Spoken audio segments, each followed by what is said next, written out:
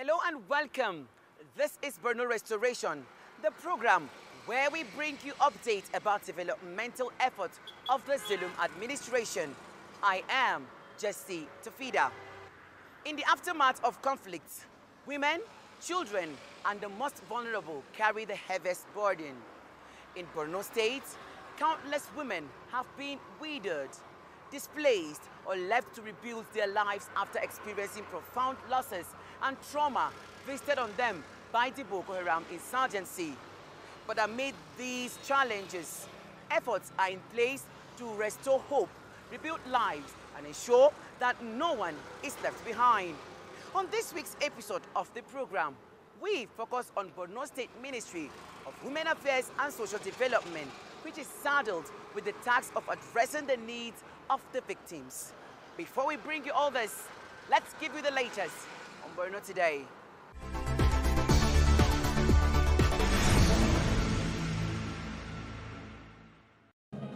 In a region known for its diversity and resilience, stakeholders from across the Northeast gathered under one roof, united by a common purpose: to reshape the nation's supreme legal document to better reflect today's realities and regional aspirations. The Northeast Zonal public hearing on the review of Nigeria's 1999 constitution featured input from elected representatives, civil society organizations, youth groups, women leaders, traditional institutions, and citizens from the 6 states of the region. These amendments tackle various issues related to good governance, institutional strengthening, and national aspirations. However, several fundamental issues of national importance remain unresolved, requiring more than just routine lawmaking by the National Assembly and state houses of assembly. We in the Northeast will carefully review and screen the proposed bill and select those that best serve the interests and the aspirations of our people. Other proposals included Katangum State from Bauchi, Amana and Highland States from parts of Gombe and Borno, Tangalawa from southern Gombe, reflecting decades of agitations for local autonomy and improved administrative efficiency. This amendment is not going to be the last, because constitutional amendments arise to adapt to societal changes. But the demands didn't end there. Many participants also raised strong voices in favor of gender inclusion, calling for constitutional guarantees for more women in the national and state assemblies. The forum also spotlighted key constitutional gaps in Nigeria's security architecture. Participants called for the decentralization of policing through constitutional support for local government and state police as a way to address the region's unique security challenges. The review committee, chaired by the representatives of the National Assembly, pledged to transmit the collective input of the Northeast to the Central Committee for consideration in the National Constitutional Amendment process. As Nigeria continues its journey towards a more inclusive and responsive constitution, the voices from the Northeast are making it clear: representation, fairness, and security must be at the heart of any amendment.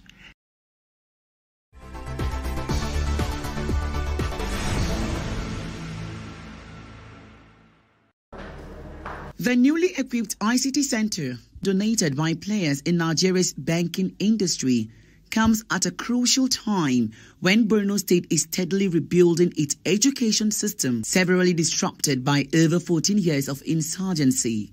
The center is fully equipped with computers, internet access, and learning software, all tailored to meet the academic needs of nursing and midwifery students. At Keystone Bank, we believe that investing in education is one of the most powerful ways to contribute to the progress of the nation.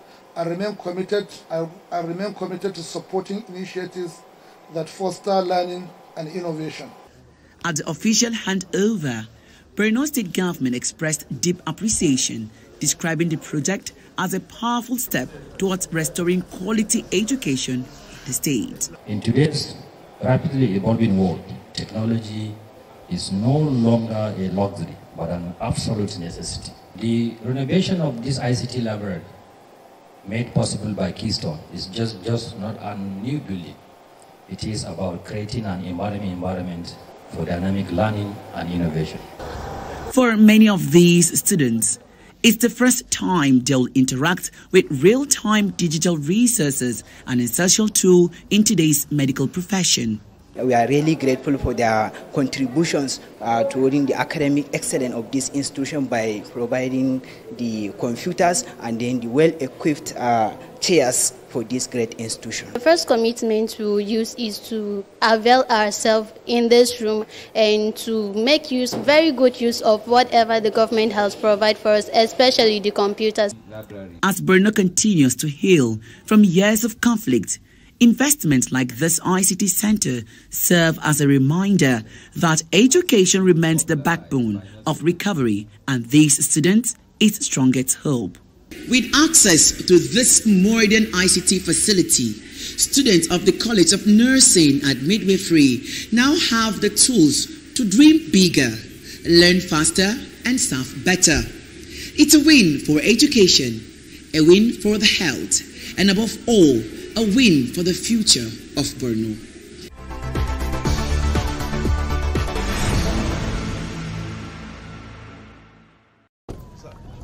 The Minister of Regional Development, Abubakar Momo, arrived in Maiduguri to see firsthand what the Northeast Development Commission is doing on ground.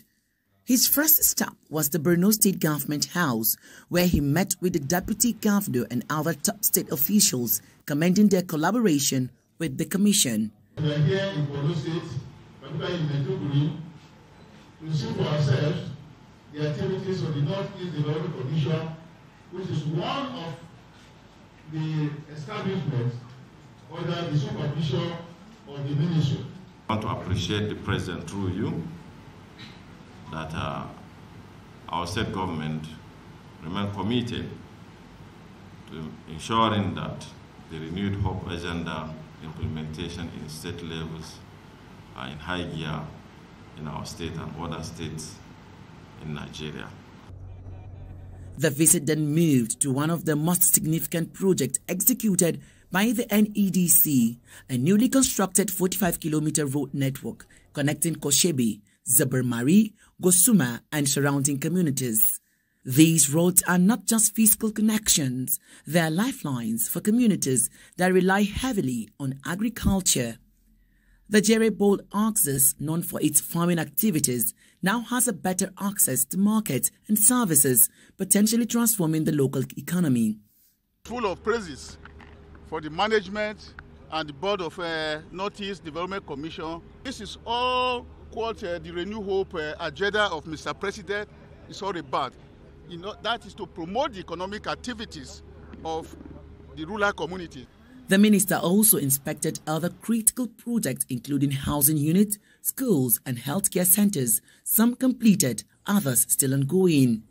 He emphasized that President Tinubu's administration remains committed to rebuilding communities devastated by insurgency, stressing that the Renewed Hope agenda is not just a slogan, but a promise in action. As the minister wraps up his visit, the message is clear.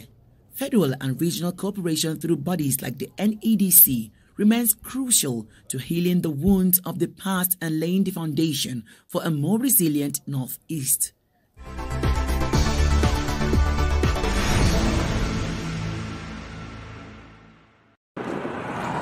After over a decade of relentless insurgency, Maiduguri, once the epicenter of Boko Haram attacks, is gradually finding its rhythm again. The scars of the conflict remain. Houses destroyed, families displaced, and livelihoods shattered. But through the resilience of its people and the sacrifices of security operatives, hope is returning. Governor Babagana Zulum's support to the military in form of operational logistics, equipment, and morale-boosting welfare packages is being acknowledged by both the people and the military. Theatre Commander Operation Hat in K Major General Abdul Salam Abubakar says the military has been recording successes against Boko Haram and ISWAP terrorists. In the last 2 months, we have been re-strategizing and reorganizing. Additional platforms and personnel are being inducted into the theater, The military is fully resolved and resourced to bring the battle to a favorable conclusion. Our troops are highly motivated and our resilience is not dampened. Residents say life in Maiduguri is slowly returning to normal, with markets reopening and nighttime movement improving. Today, people are traveling free from here to Bama, Goza, from here to Gamborungala, Damasak, Baga, and other things. At least before now you go to Yamaturu, you must spend about 5 hours. Before you can see a lot of roadblocks, you can see military base in different wards of the state. But today you find nothing. The relative peace being enjoyed now has inspired hope that Borno can reclaim its lost identity as the home of peace. Yet, the journey ahead remains long, especially for those in remote villages where remnants of insurgents still operate. Residents are calling for more coordinated military efforts and sustained government intervention to consolidate the gains made. As Borno gradually rises from the ruins of war, many believe that with continued collaboration between security operatives, government and communities, the dream of a truly peaceful state is not just possible, it's within reach.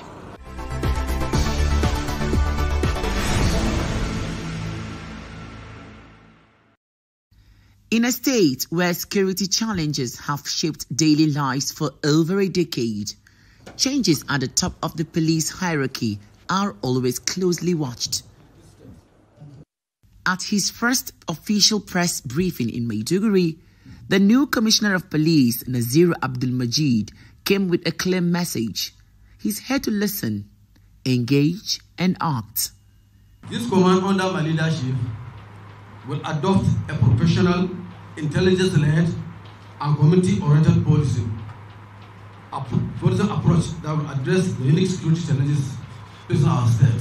We will work relentlessly to sustain and improve the gains recorded in the fight against crime, insurgency, and other threats to public society. CP Abdul Majid says his strategy is built on trust between the police and the public, something he believes is key to sustaining the gains made so far.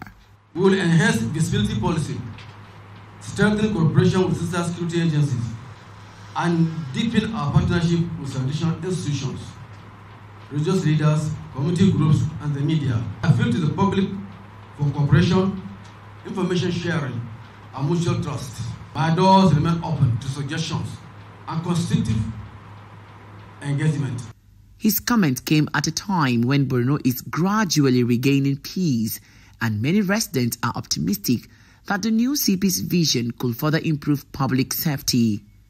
Already, the command has recorded a series of breakthroughs in recent operations, from arresting suspects to disrupting criminal hideouts, efforts that the new commissioner hopes to strengthen. As CP Abdul Majid settles into his new role, residents of Borno will be watching closely, hoping his words translate to stronger action on the ground.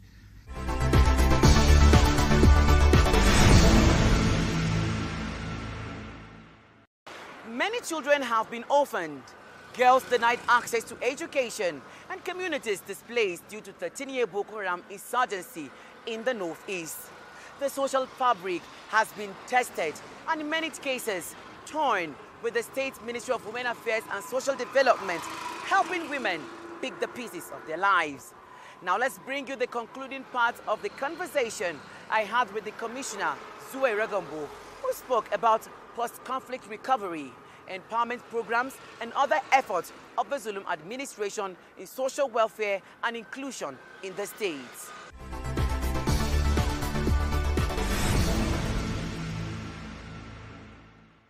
Welcome to Borno Restoration. As the Honorable Commissioner, Ministry of Women Affairs and Social Development, one huge task of this ministry is the aspect of rehabilitation and reintegration of surrendered and repentant terrorists. And you're not doing this only here alone, but across the Northeast region. Talk to us on how you're managing these cases and how you're reintegrating them, washing up their brains, because we have seen you at the camp together with them, trying to give them some new recreational activities to wipe away all those thoughts that they have. Yes, but I think before I respond to that, I want to establish the fact that 90% of the so-called repentant insurgents were themselves victims. We need to understand that. They were victims as a result of being found at the wrong time quite often, in the wrong place at the wrong time, whatever. So they themselves were abducted into the bush. Over a period of time, they are now co-opted into living with these insurgents under duress. So it's not everybody you see that is being addressed as a repentant that actually went into this insurgency on their own. If you trace their movement and history from how they joined the insurgency, you realize that they were taken either away on the farms, in school, or even in the marketplace. So having established that, with the window that was provided by the government on the surrender program, a lot of them now exited.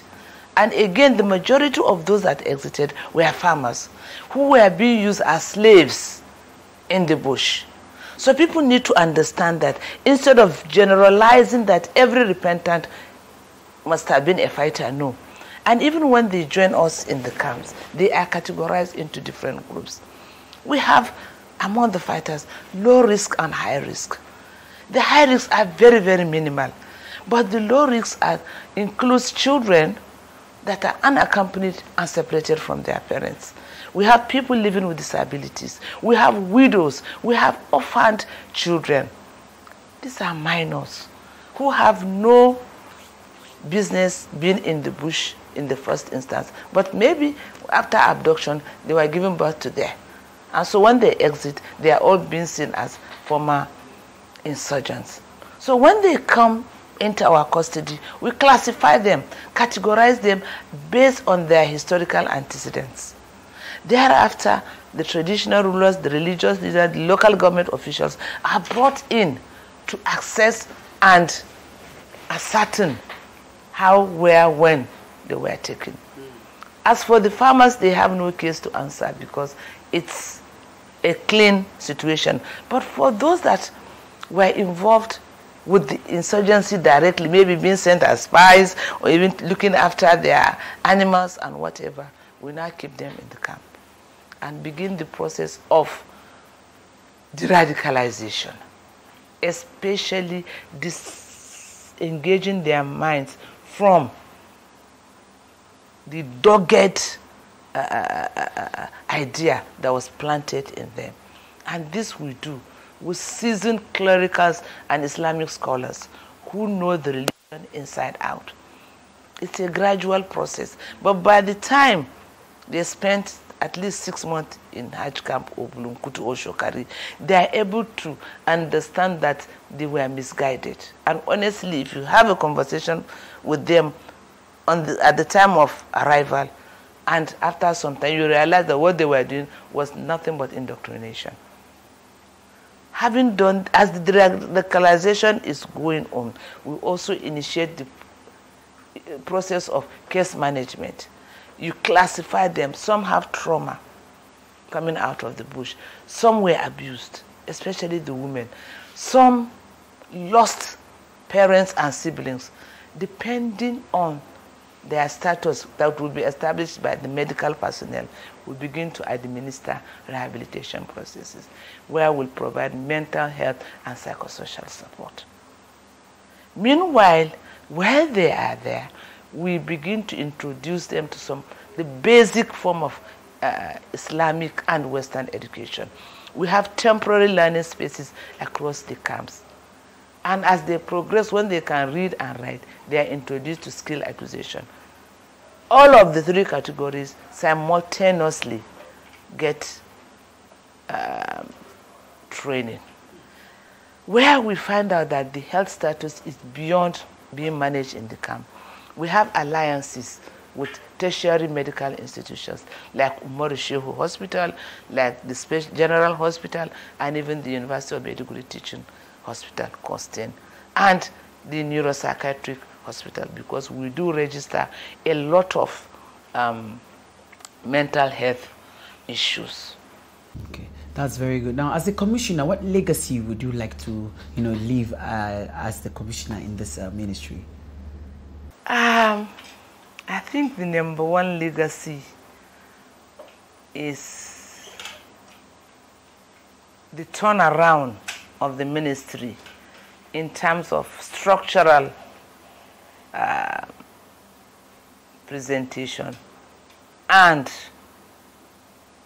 the capacity of the staff that we've been able to build over the years.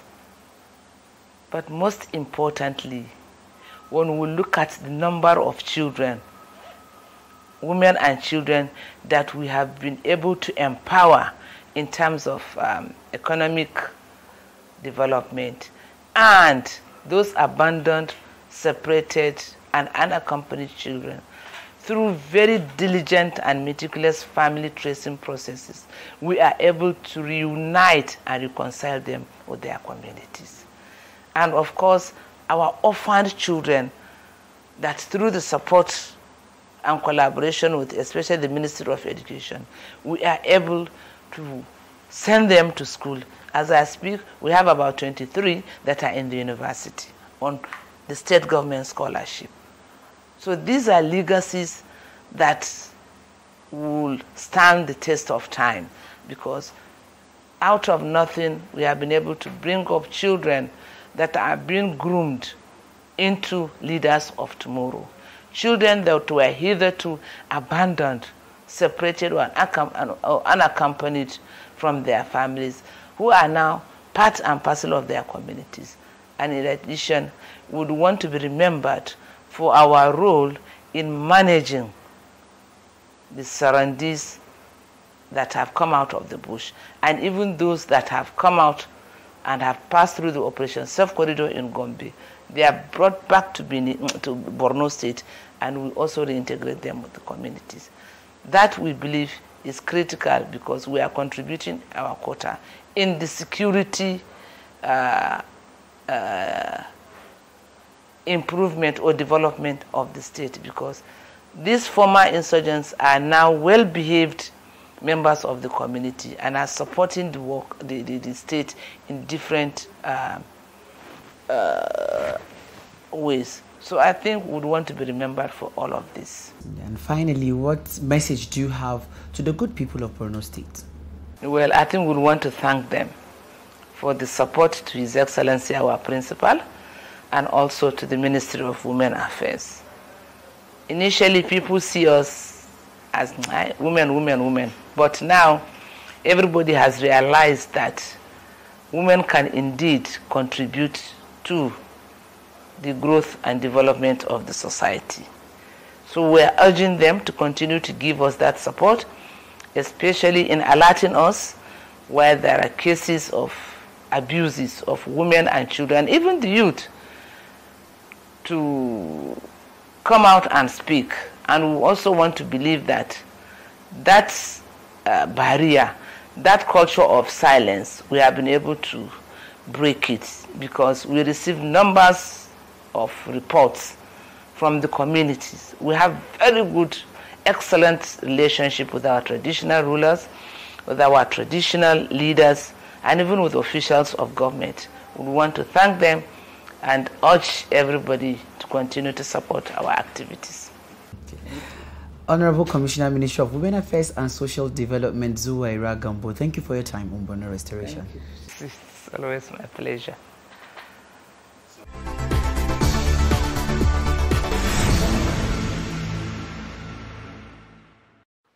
And that's the much we can take on this week's episode of Borno Restoration. Next week, it's going to be a fresh episode. Many thanks for watching. I am Justita Fida. See you next time. Bye-bye.